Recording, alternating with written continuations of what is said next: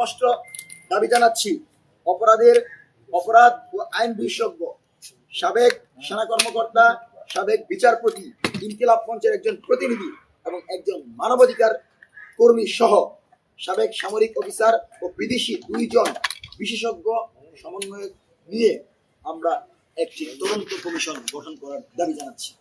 যেই তদন্ত কমিশনে আমরা যাদের কথা বলেছি, অপরাধ ও আইন বিশেষজ্ঞ থাকবে, সাবেক সেনা কর্মকর্তা থাকবে, বিচারপতি থাকবে, ইনকিলাব মঞ্চের কর্মীরা থাকবে, মানবাধিকার কর্মী থাকবে এবং বিদেশি 2 জন বিশেষজ্ঞ থাকবে। এবং এই কমিশন অতি দ্রুত সময়ের ভিতর গঠন করতে হবে। দ্বিতীয়ত, কথিত সাংবাদিক যারা বাহিরে বসে সংস্থার টাকা খেয়ে মিথ্যা বয়ান তৈরি করেছে, তাদেরকে জিজ্ঞাসাবাদ করতে হবে।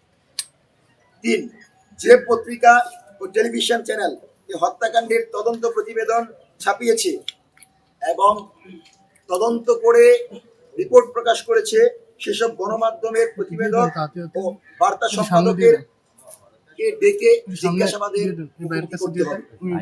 4, director general of forces intelligence অর্থাৎ ডিজিএফআই এর প্রধান সহ সকল গোয়েন্দা সংস্থার প্রধানদের জবাবদিহিতার আওতায় আনতে হবে, কারণ আমরা মনে করি তাদের নিষ্ক্রিয়তাই আজকের এই পরিবেশের জন্য দায়ী।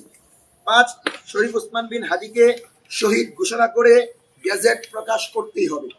6, প্রাথমিক ও মাধ্যমিক পাঠ্যপুস্তকে শহীদ ওসমান বিন হাদির ভারতীয় আধিপত্যবাদ বিরোধী লড়াইয়ের যেই অগ্রযাত্রা, যে গল্প, সেটি অন্তর্ভুক্ত করতে হবে।